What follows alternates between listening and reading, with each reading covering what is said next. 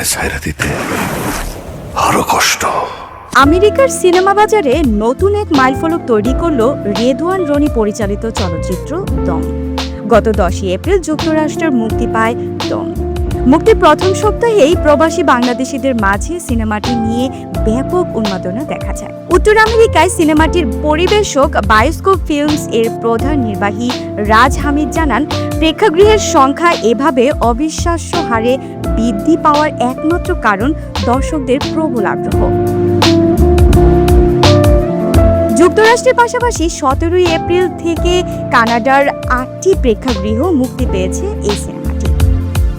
SBF Alpha I Entertainment Limited এর ব্যবস্থাপনা পরিচালক শাহরিয়ার শাকিল জানান, ঈদ উল ফিতরে বাংলাদেশে বিগেস্ট ওপেনার হওয়ার পর বিদেশের মাটিতেও দম তার দাপট বজায় রেখেছে। কোটি আফগানি ফরনুর দর্শকরা সিনেমাটির ভিজুয়াল, গল্প এবং অভিনয়ের ভূয়সী প্রশংসা করেছেন। বিশেষ করে আরফান নিশো, চঞ্চল চৌধুরী ও পূজা চেরির অভিনয় দর্শকদের মুগ্ধ করেছে। অনেক দর্শকই মন্তব্য করেছেন যে দম কেবল একটি সিনেমা নয়, এটি বাংলা চলচ্চিত্রের জন্য একটি নতুন মাইলফলক।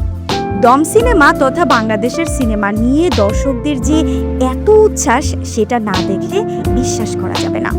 প্রবাসী থেকে বাংলাদেশের সিনেমা দেখার জন্য যে আকাঙ্ক্ষা সবার মাঝে, সেটা নির্মাতা হিসেবে খুবই অনুপ্রেরণাদায়ক।